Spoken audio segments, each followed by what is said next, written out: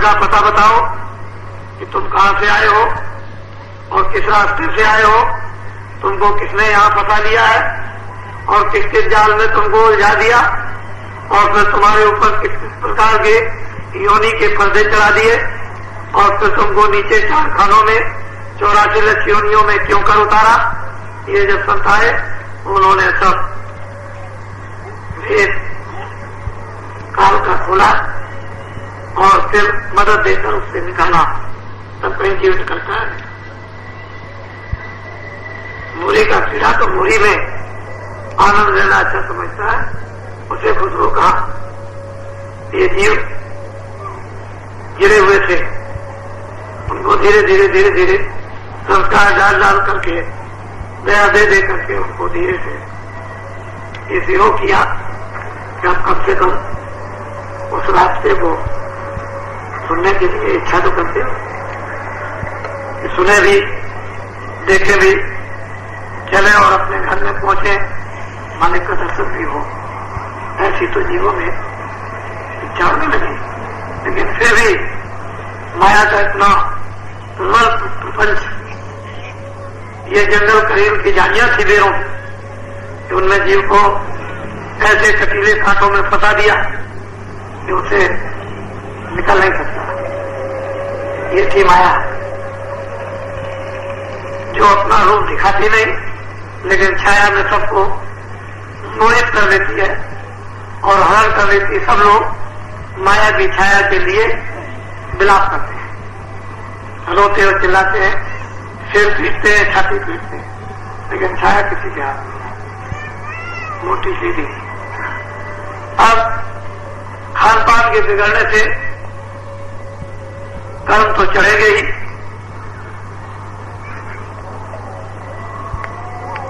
हत्या करोगे और ये कहोगे कि हम उसूली और नहीं चढ़ाया जाएगा, ये नहीं हो सकता।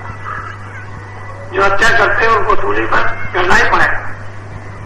काल की विकाल सूली वो तो इतनी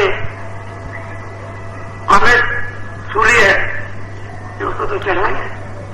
इसलिए कहा कि दया करो, रहम करो जीवों को। मनुष्य मकान पाकर, मनुष्य हृदय पाकर, पंच भौतिक शरीर पाकर, बुद्धि को लेकर अन्य जीवों पर दया करो। दया करोगे सूली पर नहीं चढ़ना होगा, नहीं दया करोगे सूली पर चढ़ना होगा। या लोग सूली पर चढ़ा देते हैं तो जो अज्ञान में कि हमको कोई नहीं देखता है, हाँ ये काम करते हो, सूली पर तो चढ़ना ही होगा। और वो सूली एक दिन की तो नहीं है, एक बरस की तो नहीं है, वो तो क्षण क्षण पर सूली पर चढ़ाएंगे, उतारेंगे, चढ़ाएंगे, उतारेंगे। तो ये कर्मों का बड़ा रहस्य गोपनीय है। वो जग जाने जो जिसका उस मालिक से संबंध हो गया वो ऐसा है, उसको राज को जानते हैं और कोई नहीं जान सकता। हम लोग तो अंधकार में बैठे हैं, क्या मालूम कि क्या हो रहा है, ये कुछ पता नहीं। आप लोग सब ये कलयुग की एक छोटी मोटी सेवा, किसी प्रकार की भी सेवा लेकर आज के युग में जीवात्माओं को जगाकर और उस नौका पर नाम रूपी जहाज पर जीवों को सवार करते हैं और तब पार उतारते हैं। तो कोई न कोई सेवा वो तो दमन होना ही चाहिए। कर्म तो जलना चाहिए, धुलना चाहिए। कैसे जलेंगे, कैसे दमन होंगे, कैसे धुलेंगे, अब वो कोई न कोई जरिया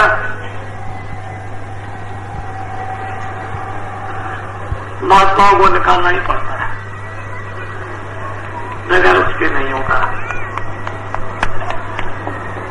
आपको इन सब चीजों से मतलब क्या? मतलब तो आपको ये होना चाहिए कि हमारा तो कल्याण हो। अपने लक्ष्य को तो ये रखना चाहिए कि कैसे भी हो, ना हमको अच्छा मालूम ना हमको बुरा मालूम, हम तो आकर यहाँ फंस गए, जुग जुग से फंसे हुए हैं। अगर कोई कृपा हो जाए तो इसी जीवन में मेरा पार हो जाए।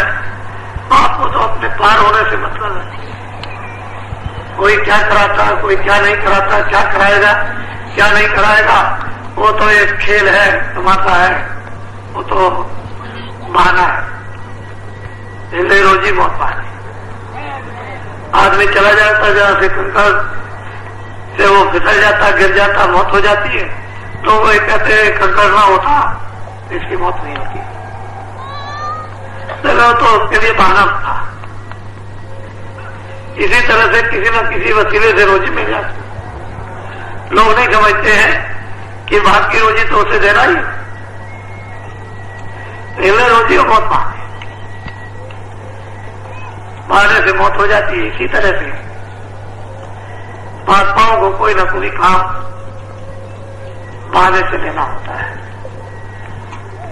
और आपको उस काम से देश में मानव को कीर्ति मिलती है, मानव को साहस मिलता है, मानव को विश्वास मिलता है, मानव में हिम्मत आती है, मानव वीर और बहादुर बनता है, मानव को ज्ञान होता है। और अगर मान लो कोई बहाना ना हो तो कुछ नहीं, फिर आगे का रास्ता सब मनुष्य का बंद हो जाएगा, तो कोई भी काम नहीं करेगा। इसलिए कर्म क्रिया आवश्यक और जरूरी है, और उसी में से कोई ऐसी कर्म क्रिया बहाने हिलने की निकाल दी जाती है कि जिससे काम हो जाता है। तो आप तो बराबर ध्यान रखो कि ये आपका देश नहीं है। सत्यलोक से आए थे सत्पुरुष, आपका पिता घर बहुत दूर है, उसकी आवाज आ रही है, उसी पर सौर पुरुष, उसी पर पार ब्रह्म, उसी पर ब्रह्म, उसी पर निरंजन भगवान, सब के सब उसी धुराधार पर टिके हुए हैं। और इस तरह से वो धुरा घूम रहा। मेरी तरफ देखो, इधर कुछ नहीं दिखाई देता, लेकिन उधर में इतनी तेज रफ्तार से घूम रहा है इस तरह से कि उसके चक्कर को कोई अनुमान नहीं लगा सकता। ये ऐसे घूमता है। उसी पर बैठ करके निरंजन भगवान ब्रह्म और पार ब्रह्म और सोन को ये सब के सब उसी पर झूल रहे हैं। सारा का सारा ब्रह्मांड, अनेकों त्रिलोकियां, अनेकों ब्रह्मांड, बेशुमार ब्रह्मांड, बेशुमार त्रिलोकियां, और कितने बेशुमार ईश्वर और बेशुमार ब्रह्म उसी पर इस तरह से झूल रहे। उसकी एक आवाज तुम्हारे आंखों के सामने टिकी हुई है, उसी को चरण कमल कहते हैं। उसमें सुवास भी है, सुगंधी प्रकाश भी है, उसमें आनंद भी है। उन्हीं चरण कमलों में शक्ति भी है, और वो बहुत चमकते भी है। उस सत्पुरुष की सीधी आई है धार, और वहां तुम्हारे आंखों के सामने टिकी हुई है। बस वो सिर्फ इतना पर्दा पड़ा हुआ है, अगर वो पर्दा हट जाए तो मुसलमानों में उसको कहते हैं दूज का चांद। हिंदुओं में रामायण में कहा है कि यानी नख, जरा सी ऐसी नख पान गण ज्योति, उधर दूज का चांद वो भी एक नख, लेकिन उन्होंने दूज का चांद वर्णन किया है बड़ी एक तेज धार थी, जरा सी चमकती हुई। ऐसे ही उन्होंने कहा नख मान गण, वो नख चमकता है, रोशन है, और ऐसा मालूम होता है कितनी मणियां उसमें गुथी हुई है। लेकिन वो चरण कमल सत्पुरुष की, सतलोक की वो धार उधर से चली आई और तीसरे दिल में आकर टिक गई और टिकी हुई है। और जब तक वो रहेगी तब तक ये सारा का सारा ये भूमंडल और आंतरिक बड़े बड़े मंडल ये सब टिके रहेंगे, और सत्पुरुष है वही से अपनी आवाज को ऐसे बंद कर ले शत्रुओं से, तो न ब्रह्म रहेंगे, न देवी, न देवता रहेंगे, न ब्रह्मा, न विष्णु रहेंगे, न स्वर्ग, न वैकुंठ रहेगा, न ईश्वर रहेगा, न पारब्रह्म। क्षणों में पलट के मारते उन्हें कुछ नहीं। न जल, न पृथ्वी, न आयु, न सूरज, न सितारे, न चांद, न यहाँ कोई आदमी, न ये समुद्र रहेगा, न पृथ्वी, न ये पार रहेंगे, कोई चीज नहीं। तो इससे पता चलता है कि उस धार में कितनी शक्ति है। वो हिटोला है, उसी में बैठ करके कितने ब्रह्मांड बराबर ऐसे छूटते रहते हैं। ये यहां से पैकर्मा चक्कर नहीं लग रहा, वो धुरा से ही चक्कर लग रहा, वही से। तो सतलोक के ऊपर में अलग लोक, और अलग लोक के ऊपर में अगम लोक, और अगम लोक के ऊपर में अनामी लोक। उन लोगों की कोई उपासना नहीं होती है, सिर्फ सतलोक तक की उपासना है। इसलिए उन्होंने ऊपर में वर्णन कर दिया है कि वो अलग है, लगने में नहीं आ सकता, अगम है जिसकी कोई ज्ञान नहीं, अनाम जिसका कोई नाम नहीं है। लेकिन वैसे सब कुछ है, ऐसा नहीं कि नहीं। और वो सतलोक से भी अलग अपार बड़ा है, अलग से अपार बड़ा अगम, और फिर बेइंतहा जिसका कोई शुमार नहीं, वो अनामी। ये वेद संत लेकर कलयुग में आए, उन्होंने नीचे से लेकर के ऊपर तक सबका भेद बताया। कितने देवी, कितने देवता हैं, 33 करोड़ देवी, 10 करोड़ शंभु, 9 करोड़ दुर्गा, ये सब की व्याख्या संतों ने अलग अलग की। ईश्वर क्या है, ब्रह्म क्या है, पारब्रह्म क्या है, और महाकाल को किसको कहते हैं, सब कुछ अलग अलग। स्वर्ग क्या है, वैकुंठ क्या है, ब्रह्मांड क्या, ये सब उन्होंने अपनी आंखों से देखा। लेकिन ये जो खान पान इन दिनों में बिगड़ गया, इसके कारण मस्तक में ये कोई चीज आ नहीं रही। बुद्धि में ये तीक्ष्ण था, अब रही नहीं। जो बुद्धि में विवेक होना चाहिए था, वो खत्म हो गया। बुद्धि एक तरह की सुन कर्मों के द्वारा सोच ही गई। जैसे आदमी सो जाता है तो बेहोश हो जाता है, ऐसे ही बुद्धि ज्ञान का भूल जाता रहा और सो गई बुद्धि। ये कर्मों के बस ऐसा हो गया। खान पान छोटा नहीं बिगड़ा, बहुत बड़ा। किसी को ये नहीं मालूम है कि किसका मुर्दा खाना, किसका नहीं खाना। या तो ये धुन पड़ी हुई है कि किसी का मिल जाए खाना, ये नहीं कि मुर्दा फेंका जाता। मुर्दा पेट में नहीं रखा जाता, मुर्दा फेंक कर लोग स्नान करते हैं, शुद्धि करते हैं, फिर हवन आदि करते हैं और भी पूजा पाठ करते हैं, फिर लोगों को उस प्रायश्चित को खत्म करने के लिए खिलाते पिलाते भी हैं ये सब। लेकिन हम लोग ये सब भूल गए। बुद्धि के सोने से बिना महापुरुषों के ये बुद्धि का जागरण नहीं होगा, उसमें चीज समझ में नहीं आएगी। और आप सब सत्संग की बातों को भी आगे रखो कि देश के हर प्राणियों को इसकी जरूरत और आवश्यकता है। और बिना सत्संग के, बिना अध्यात्मवाद के, बिना मानववाद के, मानववाद से अध्यात्मवाद आता है, अध्यात्मवाद जाग गया तो ईश्वर दर्शन होते हैं। मानववाद नहीं आएगा तो मानवता समझ में नहीं आएगी, फिर न सत्यता होगी, न हृदय में दया होगी, न बुद्धि में विवेक होगा। और मानवता आ जाएगी तो हृदय में दया, जवान तो सत्यता, बुद्धि में विवेक होगा। इसी के पश्चात महात्माओं का मिलन होता है। उनके मिलन से ये सौभाग्य प्राप्त हो जाता है कि फौरन बुद्धि में जब विवेक है तो आत्मज्ञान होता है। आत्मज्ञान होने से अपने आप का बोध ईश्वर दर्शन होता है। ईश्वर दर्शन से ब्रह्म का भी दर्शन, ब्रह्म दर्शन से पारब्रह्म का भी दर्शन, उसके बाद में परा शक्ति का दर्शन, ये सब दर्शन, सत्पुरुष का भी दर्शन। और नहीं, मानव धर्म नहीं है, अब ये मानव धर्म समाप्त हो गया। इसकी अब जरूरत जिससे कि परस्पर समानता, सद्भाव, मोहब्बत और प्यार। मोहब्बत और प्यार में विकार उठते नहीं। जहां माँ बेटे का प्यार होता है, मित्रों मित्रों का, वहां चोरी और गाली गलौज नहीं होता। तो मोहब्बत और प्यार है।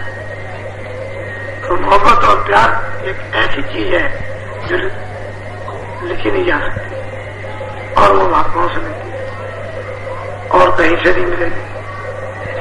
तो आज देश के हर प्राणियों को, हर मानव इंसानों को इसकी जरूरत है। धर्म और मजहब कोई अलग नहीं होते, एक ही होते हैं। हम लोगों ने पता नहीं क्या समझकर महात्माओं को मानवता से भिन्न समझा और धर्म से भी भिन्न समझ लिया। इसलिए ये सारी आपत्तियां जो चारों तरफ मना रही हैं, ये अपने किए हुए कर्मों का प्रायश्चित है। और ये सिर पर चढ़ के बोलेगा, सिर पर चढ़ेगा और भूत बन करके बोलेगा और आपको बताएंगे कि देखो ये बोल रहा है। ऐसा नहीं कि बताया नहीं जाएगा। तो महात्माओं की देश के लिए अब जरूरत है, वैसे आपको जरूरत पड़ेगी। और इस देश के लिए महात्मा रतन है। जब वो रतन लोप हो जाते हैं, जंगलों में चले जाते हैं, तभी तो ये विनाश होता है समाज का, परिवार का और देश का और मानव का। और वो रतन अगर जंगल में न जा सके तो घर बन जाता है, परिवार और समाज बन जाता है, मानव बनता है, देश बन जाता है। घर भी संपन्न रहता है, समाज भी संपन्न, मानव भी संपन्न रहता है, देश भी संपन्न रहता है। महात्माओं की जरूरत है। वैसे सभी मुल्कों के लोग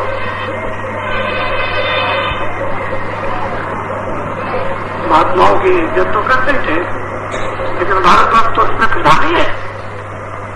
थोड़ा सत्संग को आगे रखो, सत्संग को आगे रखोगे, भगवान को याद करते चलोगे, निकलने का निशाना बनाए रहोगे, बड़े बड़े पहाड़ गिर जाएंगे, बड़े बड़े पर्वत धराशायी हो जाएंगे। तुम अपने काम में तो लगे रहो।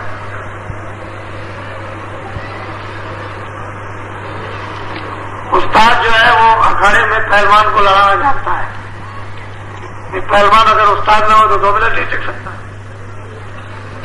इसी तरह से महात्मा जब मिल जाते हैं तो उस्ताद होते हैं, हर एक गांव जानते हैं, आगे का, पीछे का, वर्तमान का, और किसी न किसी गांव से मार देते, गिर जाता है, क्या देर लगती है। इसीलिए वो बात याद रखो कि जो आपको ये कहा गया था कि छोटी बड़ी समुद्र और तालाब की मछलियां फंसाई जाएंगी, वो ऐसा जाल फेंका जाएगा कि एक ही जाल में सब जाल, उसमें छोटी बड़ी बड़ी बड़ी मछलियां फंस जाएंगी। वो है हकीकत और वास्तविकता, उसमें बनावट का कोई काम नहीं। जो रोशनी है, प्रकाश है, वो अपनी जगह पर है। रोशनी आएगी, अंधेरा दूर हो जाए, बात खत्म है। पानी पीने को मिल जाएगा, प्यास अपने आप चली जाएगी, बात खत्म। इधर उधर की बात से क्या मिलना जुलना है। बातें सब तरह की छोटे छोटे शब्दों में समझाई गई, लेकिन उन सब चीजों को अगर हम संग्रह कर लें तो बड़े बड़े पोते बन जाएंगे, बड़े बड़े ग्रंथ हो जाएंगे। छोटी छोटी चीजें बड़ी बड़ी चीजें होती है। और जितने भी महात्मा आए हैं उन्होंने छोटी छोटी चीजें रखी जो सबको उसका फल दिया, सबको उसकी समझ दी और सब लोगों को जगाया। उसमें भेदभाव कुछ रखा नहीं, ऐसी छोटी छोटी चीजें उनकी होती हैं। तो आज 17 तारीख है, 1900 84। ये मथुरा आश्रम है, आप लोग नए भी लोग आए हैं, वो भी देख रहे और सुन भी रहे और समझ भी रहे। कुछ देखने से, कुछ सुनने से और कुछ अनुमान से अनुभव होता है। इन तीनों चीजों से अनुभव हुआ करते।